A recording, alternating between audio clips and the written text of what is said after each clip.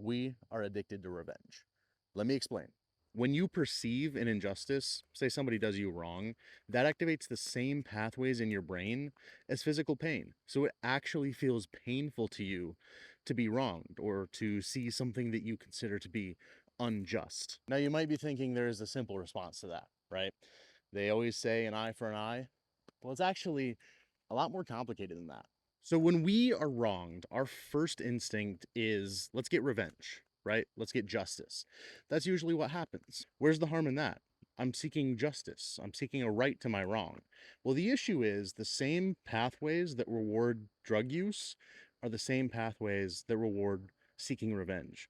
And this issue shows up in so many places, like putting a criminal behind bars when rehabilitation might be better.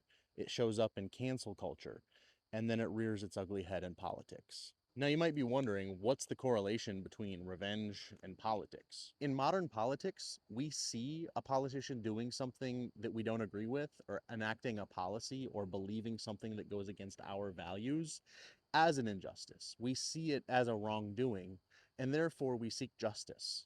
It doesn't take a lot of searching to find people wanting a politician put in jail, or in the worst cases, put to death. Now, this can lead to violence and even greater divide in communities. Let's say, hypothetically, I do something that I don't perceive as wrong, but you do.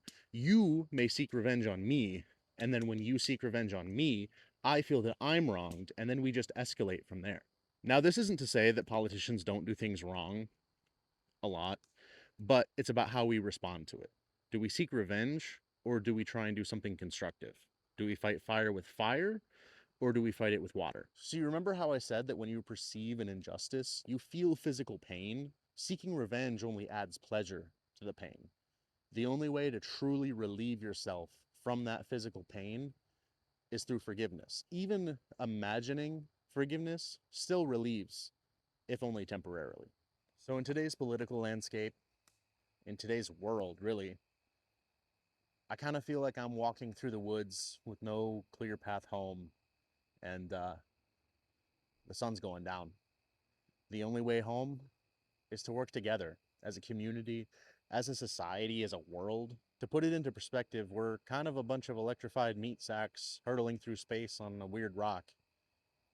And when I think about it that way, a lot of our problems seem kind of trivial. All the things that we could do as a society that we don't seem kind of silly.